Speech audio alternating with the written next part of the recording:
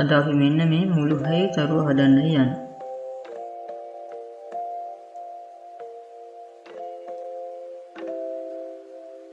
මේකට අපිට ඕනි කරනවා උණු පටි, ඊට පස්සේ බැඳ ගන්න අපර පටි හෝ නූල් හෝ වෙන ඕනෙම දෙයක්. මේ දිග උණු පටි අඟල් 18ක් දිගට මම අරන් තියෙනවා. මේ පොඩි ඒවා තියෙන්නේ අඟල් 6ක් දිගට. ඒ පොඩි ඒවා දිග වෙනස් වෙන්න පුළුවන් හදලා ඉවර වුණාම ඒක හදලා ඉවරන තැන ඔයගලන්ට පෙන්නන්නම් කොච්චර දිගට ඒක කපලා හදලා ගන්න ඕනද කියලා. මුලින්ම අපි මේ වගේ සමපාද ත්‍රිකෝණයක් හදා ගන්න ඕනේ. මේ වගේ ත්‍රිකෝණ 4ක් බඳ ගන්න ඕනේ. රබර් පටි වලින් ඔයගොල්ලෝ බඳිද්දි මෙන්න මේ වගේ බඳින්නත් පුළුවන්. ඒකත් බලාගන්න.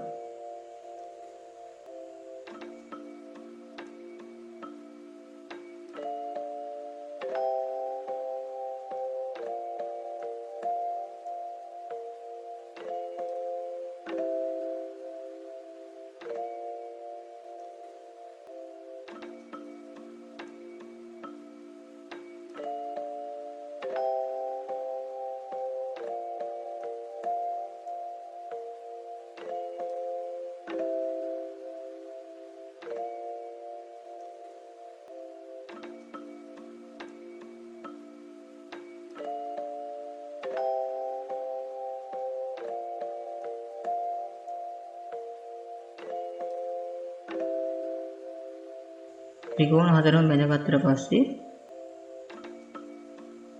මේ වගේ ත්‍රිකෝණ දෙකක් එක උඩ තියලා පරිමැද්දට කරලා බැඳ ගන්න තියෙනවා. එතෙන්දී අඟල් 6න් 6ට පොඩි සටහනක් දාලා පොඩි මාක් එකක් දාලා මැද්දකට හරියටම ගන්න. ඊට පස්සේ අනිත් ත්‍රිකෝණ දෙකත් ඒ විදිහට බැඳ ගන්න තියෙනවා.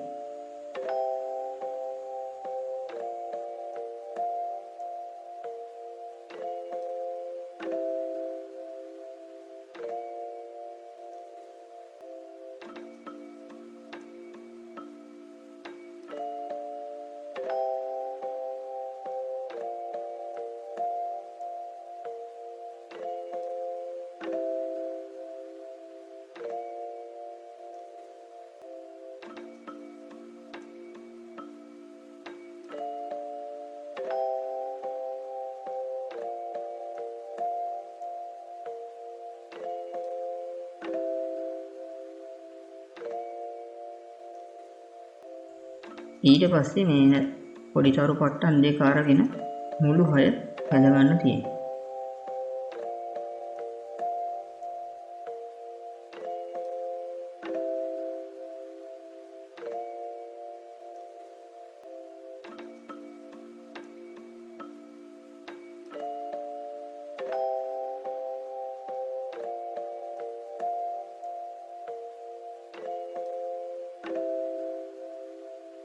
මුළු හය බැඳගත්තට පස්සේ